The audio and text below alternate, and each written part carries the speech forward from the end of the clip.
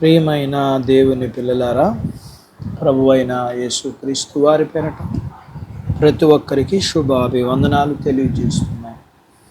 ఈ ఉదయకాలం దేవుని వాక్యాన్ని చదువుకుందాం. యోహాను సువార్త 14వ అధ్యాయము 1వ వచనాన్ని చదువుతున్నాను. మీ హృదయమును కలవరపడనీయకుడి, దేవుని యందు విశ్వాసముంచుచున్నారు, నా యందును విశ్వాసముంచుడి. దేవుడు తన మాటలు మనందరి కొరకు దీవించును గాక. ఆమేన్.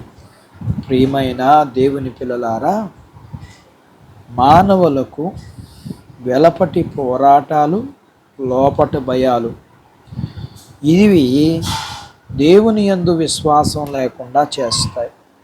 ప్రభువారు పలికిన ఈ మాటలను గురించి ఒక దేవుని సేవకుడు ఇలా అన్నారు. ఈ మాటలు అనగా మీ హృదయాలను కలవరపడనీయకుడి అన్న ఈ మాటలు కోహినీరు వజ్రం లాంటివి అని. ఇంతకీ ఈ మాటలు చెప్పడానికి ఒక కారణం ఏమిటంటే, శిష్యులు గురించి మాట్లాడుతున్నారు. శిష్యులు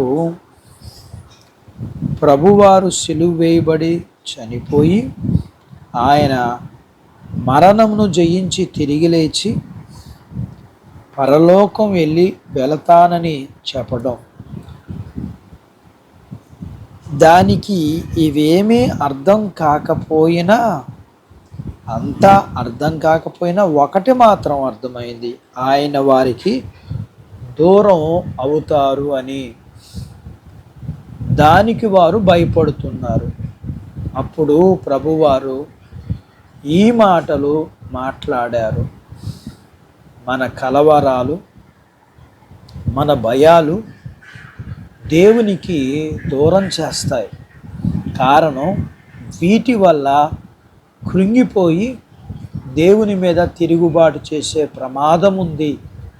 మనం దేవుని కోసం జీవించినప్పుడు శ్రమలు కలిగితే కలవరపడకూడదు. ఎందుకంటే నీవు ధన్యుడువు, నీకు దీవెన కలుగుతుంది. నీకు శ్రమ కలిగినప్పుడు దుఃఖపడుచున్నావు, కలవరపడుచున్నావు.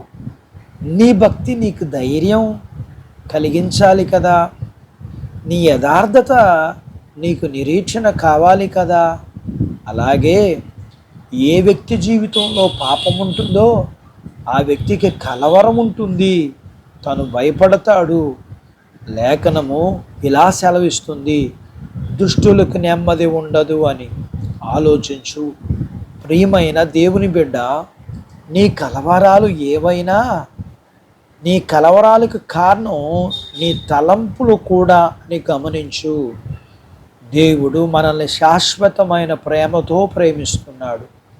ఆయన మనల్ని ఎన్నడను అనాథులుగా విడవడు కదా.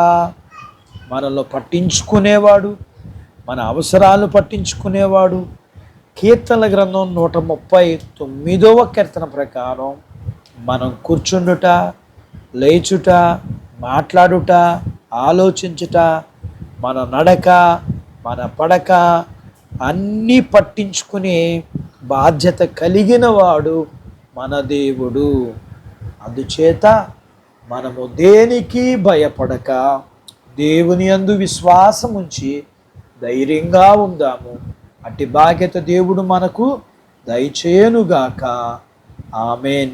దేవుడు తన మాటలు మన కొరకు దీవించునుగాక. ఆమేన్. ప్రార్థించుకుందాం. మమ్మల్ని మిక్కిలిగా ప్రేమించిన మా ప్రియా పరలోకపు తండ్రి, మీ పరిశుద్ధ నామమును బట్టి మీకు వందనాలు. వాక్యం విన్న మీ పిల్లల కొరకు ప్రార్థన చేస్తూ మీ పిల్లల్ని మీరు జ్ఞాపకం చేసుకోనండి. చిన్న బిడ్డలని, యవనస్తులను, వృద్ధులను, స్త్రీ పురుషుల్ని, వారి చదువులు, ఉద్యోగాలు, వ్యాపారాలు, పొలాలు, పశువులు, వివాహాలు, గర్భఫలాలు, గర్భం కలిగిన వారికి ప్రసూతి అయిన తల్లి పిల్లలకు ఆరోగ్యం, స్త్రీ పురుషులు చేసుకుంటున్న జీవనాధిపతులు, వృద్ధాప్యంలో ఉన్న వారికి ఆయుష్, ఆరోగ్యాన్ని ఇమ్మని, వీరి కుటుంబాన్ని, వీరికి కలిగిన సమస్తమును అంతటినీ మీరు దీవించి ఆశీర్వదించుమని యేసు ప్రభువు వారి పేరట ఈ ప్రార్థన మీకు చేస్తున్నాను తండ్రి. ఆమేన్. దేవుడు మిమ్మును దీవించునుగాక. ఆమేన్.